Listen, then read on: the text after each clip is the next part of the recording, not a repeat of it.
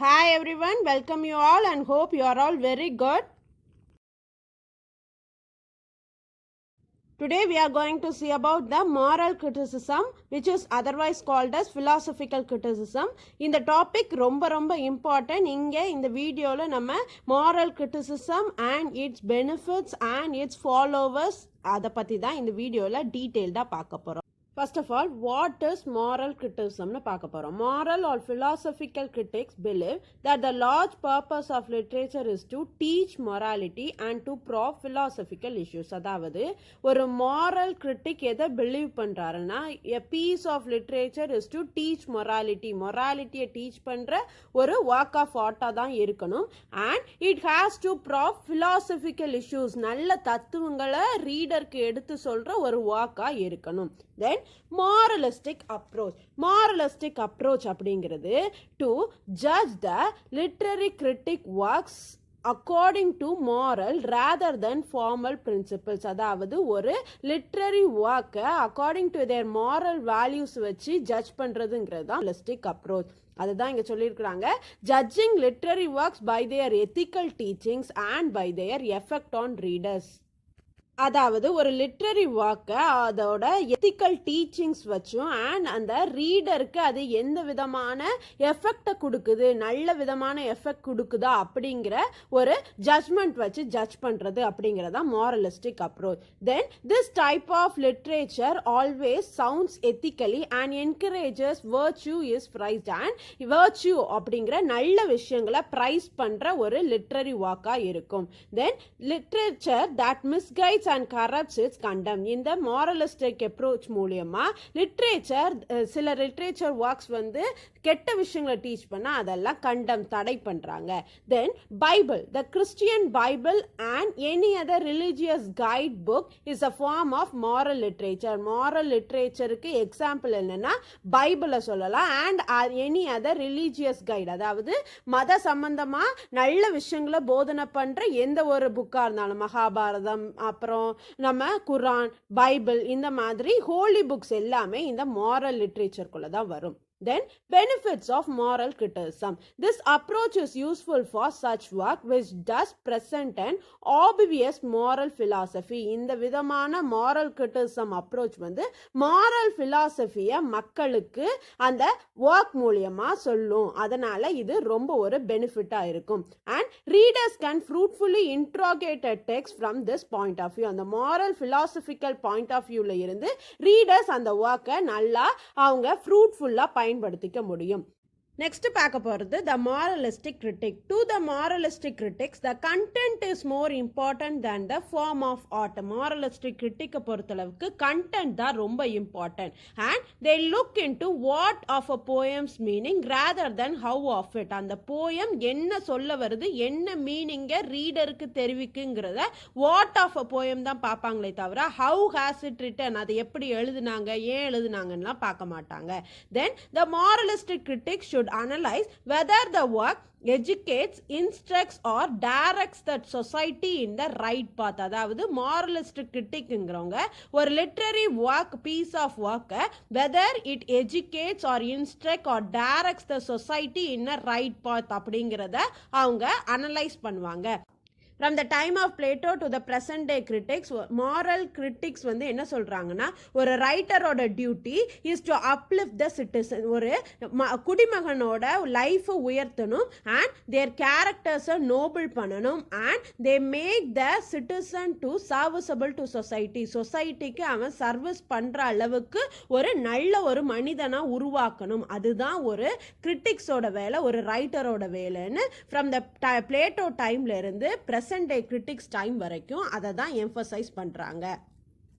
Then we are going to see about the critics who supports moral criticism. And first one is Plato. Plato who acknowledged literature's power as teacher. அதாவது Plato ஒரு literary work of art should function as a teacher and teach good moral thingsனு அவர் believe பண்ணாரு. And he believed in moralism and utilitarianism. இது ரெண்டுத்துலயும் அவர் believe பண்ணாரு. And in his work Republic he banished poets because he believed that the poets may spread the immortality and destabilize the country. அதாவது republic அப்படிங்கிற அவரோட one of the important ஒர்க்ல Plato poets எல்லாம் banish பண்ணணும்னு நினைச்சாரு. Because the poets may spread immorality, கெட்ட விஷயங்களை, மக்களுக்கு தேவையில்லாத விஷயங்களை அவங்க ஸ்ப்ரெட் பண்ணி கண்ட்ரியை அவங்க டீஸ்டெபிலைஸ் பண்ணிடுவாங்கன்னு poets-ஐ வந்து பேனிஷ் பண்ணணும்னு நினைச்சாரு.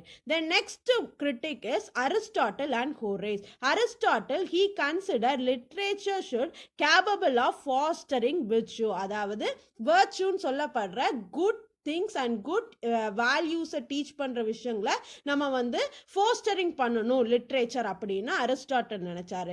And Horace he thinks that literature should be delightful and at the same time it should be instructive. அதாவது லிட்ரேச்சருங்கிறது டிலைட்ஃபுல் ப்ளஷர் கொடுக்க விதமாகவும் இருக்கணும் and at the same time it should give knowledge and teaching to the ரீடர்ஸ்க்கு அது நல்ல ஒரு good திங்ஸை டீச் பண்ணவும் செய்யணும்னு சொன்னார். For example, Horace in his work Ars Poetica, he studied how poetry could be used to promote morality. அதாவது ஹோரேஸோட arts பொய்டிஷியா அப்படிங்கிற ஒர்க்கில் அவர் பொயட்ரிங்கிறது எப்படி மொராலிட்டியை அது ப்ரமோட் பண்ணலாம், மொராலிட்டியை இன்னும் அந்த ரீடர்ஸ்க்கு எப்படி என்ஹான்ஸ் பண்ணி சொல்லி கொடுக்கலாம் அப்படிங்கிறத தான் அவர் அனலைஸ் பண்ணார். So he comes under the moralistic critic. Sir Philip Sidney praised the role of the poet in purifying the imagination. Sir Philip Sidney poet வந்து praise பண்றாரு because he has the role to purify the imagination with the good teaching and good virtue. அதாவது நல்ல விஷயங்களை இமேஜினேஷனோட சேர்த்து சொல்ற அந்த poet-ஐ Philip Sidney praise பண்றாரு and historian and philosopher அவரை condemn பண்றாரு. Then next one is Samuel Johnson. He says as like Plato. Plato சொன்ன மாதிரியே தான் இவரும் சொல்றாரு. He says that function of literature is to teach morality and to prove philosophical issues.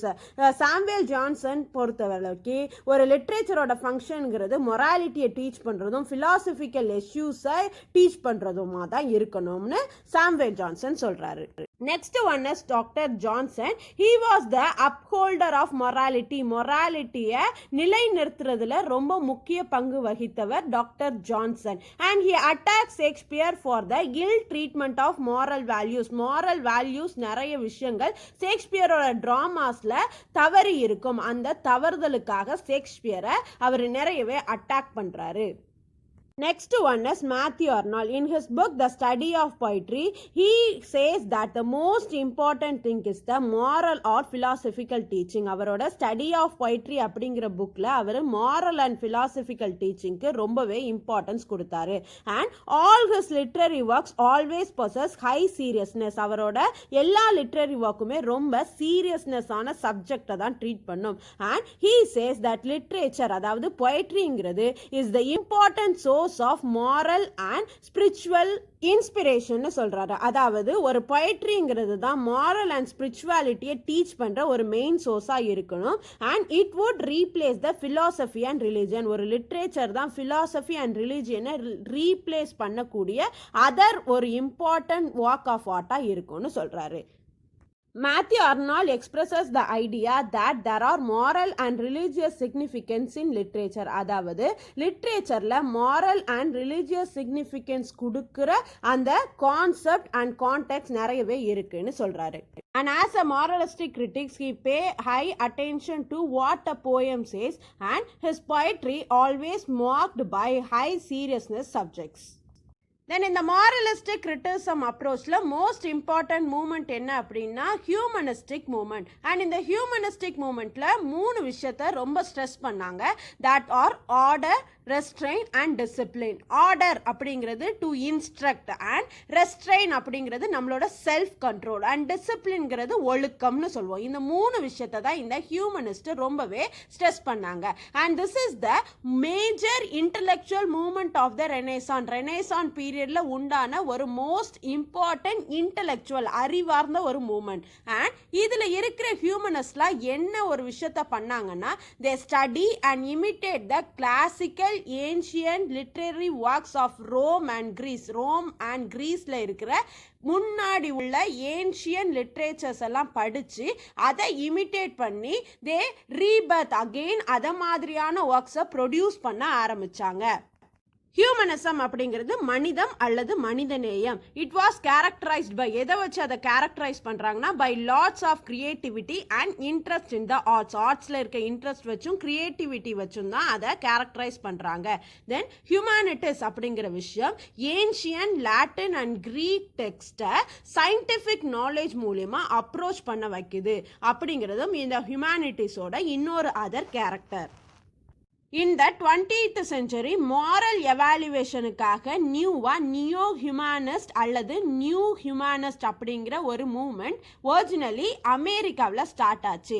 And they see literature as a criticism of life. அவங்க literature அப்படிங்கிறது நம்ம லைஃபை criticise பண்ணுறதுக்காகவும் லைஃபை அனலைஸ் பண்ணுறதுக்காகவும் இருக்கிற ஒரு சோர்ஸ்னு சொன்னாங்க. The technique to study a literature is to concern with the ends of the literature. அதாவது ஒரு லிட்ரேச்சரை படித்தோம் அப்படின்னா அதோட எஃபெக்ட் ரீடர் கிட்ட எந்த விதமாக இருக்கு, அது நல்ல ஒரு டீச்சிங்கை நல்ல ஒரு எஃபெக்டை ரீடருக்கு கொடுக்குதா அப்படிங்கிறத பார்க்கறதுக்கு தான் இந்த நியோ ஹியூமனிஸ்ட் மூவ்மெண்ட் ஃபர்ஸ்ட் ரொம்ப கன்சர்னாக உருவானாங்க. And this humanist movement has two types. First one is neo-humanist and the second one is Renaissance humanist. Two types இருக்குது. As we have already seen, what is neo-humanism? In short சொல்லலாம் அப்படின்னா, they oppose naturalism, they oppose romanticism and they stress on moral earnestness and aesthetic sensitivity. Next one 20th century humanist மூவ்மெண்ட்ல important writers யாரெல்லாம் பார்க்க போறோம். First one is Paul Elmer More. He has written Shelburne essays. And second one Irving Babbitt. He has written literature and the American college. Then next, neo-humanist important writers. They are Norman Foster, Harry Hayden Clarke, G.R. Eliot, Robert Schaffer, Franken Jewett Mather, Jorge Munson and Stuart Sherman Pratt. These are the important writers of the neo-humanist movement.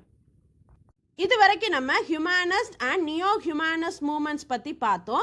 And in 1940s there comes the end to the neo humanism end ஆகி and a new humanism call Christian humanism or religious humanism வந்து புதுசாக உருவாச்சு. And இதில் TS Eliot, Edmund Fuller and Hyatt Waggoner இந்த 3 authors ரொம்ப இம்பார்ட்டண்ட்டாக இந்த Christian ஹியூமனிசமை அவங்க ஸ்ட்ரெஸ் பண்ணாங்க. அண்ட் இந்த கிறிஸ்டியன் ஹியூமனிசம் அல்லது ரிலிஜியஸ் ஹியூமனிசம் அப்படிங்கிற இந்த ஹியூமனிசத்தில் they says that most human beings have personal and social needs that can be only met by religion. அதாவது நிறைய ஹியூமன் பீயிங்ஸ் பர்சனலாகவும் சோஷியலாகவும் அவங்களுக்கு நிறைய விஷயங்கள் தேவைப்படுது.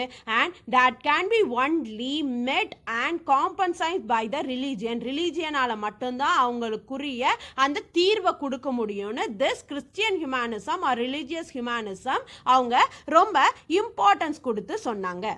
ரிலிஜியஸ் ஹியூமனிசம்ல இம்பார்ட்டன்ட் ரைட்டர்ஸ் யாருன்னு பார்க்க போறோம். T.E. Hume and he stresses on religion and morality. And Christian humanities, the most important writer is T.S. Eliot தான் ரொம்ப important. And the next important writers are Edmund Flunger and Hyatt Wagner. இவங்க ரெண்டு பேரும் other important religious humanist writers. Next, we are going to see about the authors who stresses on traditional concern for the moral ends of literature. And இதுல வர important writers யார்லானா F.R. Lewis, Ewer Winters, Marxist writers and the social approachistic writers like Alan Tate and John Grove Ranson. அப்படிங்கிற இந்த writers எல்லாம் traditional concern for the moral ends of literature stress பண்ணாங்க.